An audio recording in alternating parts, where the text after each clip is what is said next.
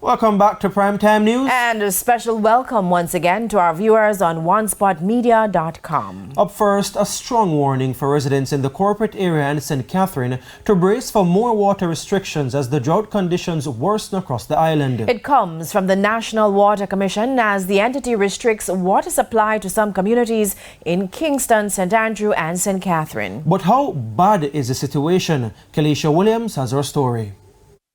According to the National Water Commission, the Hermitage Dam is at 54% capacity and the Mona Reservoir is about 70%. And with limited rainfall over the past few months, Jamaicans will have to get creative and conserve the water they use daily.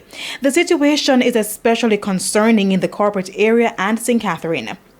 Speaking on Radio Jamaica's Hotline program today, Acting Corporate Public Relations Manager at the National Water Commission, Delano Williams, explained what's happening now.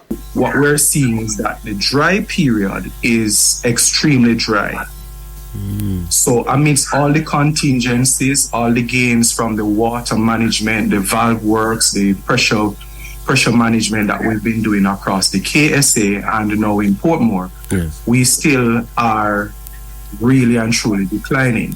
As such, there have been scheduled water lockoffs in Kingston, St. Andrew and St. Catherine. So areas such as Hope Pastures, Mona, Ligani, sections of Barbican, Kintyre, Gordontown, Mona Heights, Goldsmith Villas and Augustown, they will primarily see service between 6 a.m. each day and 9 p.m. As for other sections of the corporate area, Mr. Williams said areas below the Ministry of Justice, for instance, Eastwood Park and Malines Roads, Hagley Park Road, Dunrobin, Waltham Park and St. Andrew Park, Halfway Tree Road and Richmond Park will receive water mostly in the daytime from 6 a.m. to 6 p.m. Which means they're going to be losing it anytime after 6 p.m. this evening.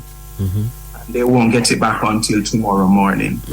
All right, so again, persons need to be in preparation, have some storage so you can carry out your business in a decent and convenient way. It's not clear how long this will continue, but Mr. Williams said there may be more water disruptions over the coming days. If it rains and the reservoir and dam levels come back up to appreciable levels, we will relax. If it means that there is a further decline, then we will also have to perhaps put in some stricter measures. Minister with responsibility for water, Matthew Samuda, had announced that there will be a $50 million water trucking program to assist the worst affected areas. Kelisha Williams, TVJ News.